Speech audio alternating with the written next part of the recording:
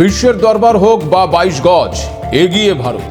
আর এই লাইনটা আজ আর শুধু আবেগের স্লোগান নয়, বরং একেবারে সময়ের বাস্তব বর্ণনাও বটে। ইউরোপীয় ইউনিয়নের সঙ্গে চুক্তি হোক কিংবা আমেরিকার সঙ্গে চুক্তি, ভারত একদিকে চোখে চোখ রেখে বিশ্বের সমস্ত শক্তিধর দেশগুলোকে নিজের পক্ষে নিয়ে আসছে, তেমন আবার ক্রিকেটের 22 গজেও নিজের দক্ষতার ছড়ি ঘোরাচ্ছে ভারত। আসন্ন টি-20 বিশ্বকাপ নিয়ে পাকিস্তান যে নাটক শুরু করেছে, 22 গজেই তার যোগ্য জবাব দেওয়ার জন্য প্রস্তুত ভারত। কিন্তু প্রশ্ন হচ্ছে, পাকিস্তান কি আদৌ টি-20 বিশ্বকাপে ভারতের সঙ্গে খেলবে? 22 গজের হিসেব মেলাতে কেন প্রধানমন্ত্রী শেহবাজ শরীফকে বৈঠকে বসতে হচ্ছে? তবে কি নিজেদের ক্ষতি বুঝে এবার জল ঘোলা করে খেতে চাইছে পাকিস্তান? জঙ্গি মদতদাতা ওই পাকিস্তানের সঙ্গে ক্রিকেট খেললেও ভারতের উচিত কি তাদের সঙ্গে করমর্দন করা, কিংবা ভারত পাকিস্তান দ্বিপাক্ষিক সিরিজ চালু করা? ভারতের সাথে ক্রিকেট খেলার জন্য কি নতুন শর্ত দিচ্ছে ইসলামাবাদ? পাকিস্তানের কারণে কি আরও এবার ক্ষতির মুখে পড়তে পারে বাংলাদেশ ক্রিকেট বোর্ড?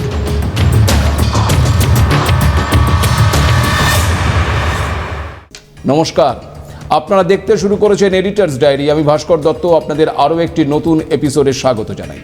টি-20 বিশ্বকাপ শুরু হয়ে গেল, অথচ দেখুন পাকিস্তানের নাটক কিন্তু শেষ হচ্ছে না।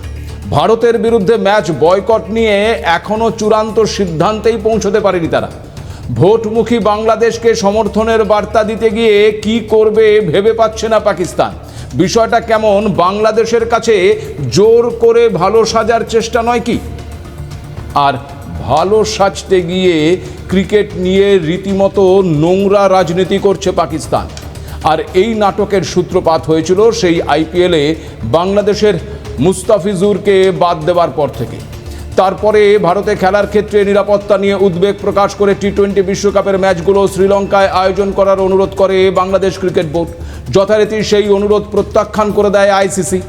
তাছাড়া ভারতে খেলার ক্ষেত্রে নিরাপত্তা নিয়ে কোনো বিশ্বাসযোগ্য হুমকির প্রমাণ না মেলায় টুর্নামেন্টের ভেন্যু বা সময় কোনো কিছুই পরিবর্তন করা হবে না বলে সাফ জানিয়ে দেয় আইসিসি।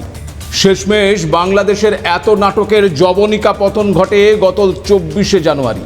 আইসিসি আনুষ্ঠানিকভাবে পরিষ্কার জানিয়ে দেয় যে বাংলাদেশকে টি-20 বিশ্বকাপ টুর্নামেন্ট থেকে বাদ দেওয়া হচ্ছে, আর তার বদলে স্কটল্যান্ডকে অন্তর্ভুক্ত করা হচ্ছে। অংশগ্রহণে অস্বীকৃতির কারণে আইসিসির কোনো বড় টুর্নামেন্ট থেকে কোনো পূর্ণ সদস্য দেশকে বাদ দেওয়ার ঘটনা এটাই প্রথম। স্বাভাবিকভাবেই এই ঘটনায় বেজায় দুঃখ পেয়েছিলেন বাংলাদেশের ক্রিকেট প্রেমী মানুষ থেকে শুরু করে বাংলাদেশের ক্রিকেটাররাও। শুধুমাত্র নিজেদের ইগো আর জেদকে বজায় রাখতে বাংলাদেশের অন্তর্বর্তী সরকার এই একতরফা সিদ্ধান্ত নিয়েছিল বলেই সমালোচনার ঝড় উঠেছিল। এসবই আপনাদের আগের দুটো এপিসোডে বিস্তারিত জানিয়েওছিলাম। আর এরপরেই শুরু হয় পাকিস্তানের নাটক। বাংলাদেশকে সমর্থন জানাতে টি-20 বিশ্বকাপে ভারতের বিরুদ্ধে ম্যাচ খেলবে না বলে জানিয়ে দেয় পাকিস্তান। পাক প্রধানমন্ত্রী নিজেও জানিয়ে দিয়েছিলেন বিশ্বকাপে ভারতের বিরুদ্ধে ম্যাচ বয়কটই করছে পাকিস্তান। পাকিস্তান সরকার এক্স মাধ্যমেও জানায় যে বিশ্বকাপে অংশ নিলেও ভারতের বিরুদ্ধে তারা মাঠে নামবে না। তারপরেই ভোল বদল আবার পাকিস্তান। এখন আবার জানা যাচ্ছে পাক বোর্ডের কিছু কর্তা নাকি টি-20 বিশ্বকাপে ভারত পাক ম্যাচ খেলার পক্ষে। এরপর গত রবিবার পিসিবির দপ্তরে ম্যারাথন বৈঠক সম্পন্ন হয়েছে, যেখানে আইসিসির প্রতিনিধি হিসেবে হাজির ছিলেন ইমরান খোয়াজা এবং মোবাশির উসমানী। অন্যদিকে আবার ছিলেন পাকিস্তান ক্রিকেট বোর্ডের প্রধান মহসিন নকভির সমর্থনে হাজির ছিলেন আবার বাংলাদেশ বোর্ডের প্রেসিডেন্ট আমিনুল ইসলাম বুলবুল। এছাড়াও ভিডিও কনফারেন্সে ছিলেন আইসিসির সিইও সংযোগ গুপ্তা। জানা গেছে বৈঠকে পাকিস্তান ক্রিকেট বোর্ডের কর্তাদের মধ্যে রীতিমতো মতবিরোধ হয়েছে। কয়েকজন কর্তা প্রকাশ্যেই জানিয়েছেন তারা বিশ্বকাপে ভারত পাক ম্যাচ চান, কিন্তু নকভি নাকি আগের দাবিতেই অনড়। এই বৈঠকে ভারতের বিরুদ্ধে খেলার জন্য 3টি শর্ত রেখেছে পাকিস্তান ক্রিকেট বোর্ড। প্রথমত, বিশ্বকাপে না খেললেও বাংলাদেশকে পার্টিসিপেশন ফি অর্থাৎ বিশ্বকাপে অংশগ্রহণের পারিশ্রমিক দিতে হবে। দ্বিতীয়ত, বাংলাদেশ আগামী দিনে নিজেদের দেশে আইসিসি প্রতিযোগিতা আয়োজন করতে চাইছে, তাই আইসিসিকে নিশ্চিত করতে হবে ভবিষ্যতে যাতে বাংলাদেশে আইসিসির বড় কোনো প্রতিযোগিতা হতে পারে। আর তৃতীয়ত, আইসিসির কাছ থেকে বাংলাদেশ যে লভ্যাংশ পায় তা বাড়াতে হবে। অন্যদিকে আন্তর্জাতিক ক্রিকেট ওয়েবসাইট ক্রিকবাজের দাবি অনুযায়ী বাংলাদেশের স্বার্থে নয়, পাকিস্তান 3টি শর্ত রেখেছে শুধুমাত্র নিজেদের স্বার্থের কথা ভেবেই। তার মধ্যে রয়েছে পাকিস্তান ক্রিকেট বোর্ড আইসিসির কাছ থেকে লভ্যাংশ বাবদ যে টাকা পায় তার পরিমাণ বাড়াতে হবে। দ্বিতীয়ত, 2008 সাল থেকে বন্ধ হয়ে থাকা ভারত পাকিস্তান দ্বিপাক্ষিক সিরিজ আবার চালু করতে হবে।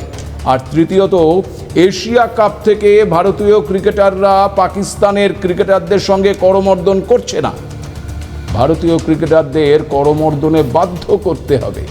এখানে আপনাদেরকে একটু মনে করিয়ে দিই যে পেহেলগাঁও কাণ্ডের জেরে গত বছর এশিয়া কাপের সময় পাকিস্তানের বিরুদ্ধে হ্যান্ডশেক না করার সিদ্ধান্ত নিয়েছিল সূর্যকুমাররা। সেই নিয়ে বিস্তর বিতর্কও হয়েছিল, যে কারণে পাকিস্তান এখন মাঠের ভেতরে ম্যাচ পূর্ববর্তী এবং পরবর্তী প্রোটোকলগুলো কঠোরভাবে প্রয়োগের দাবি জানাচ্ছে।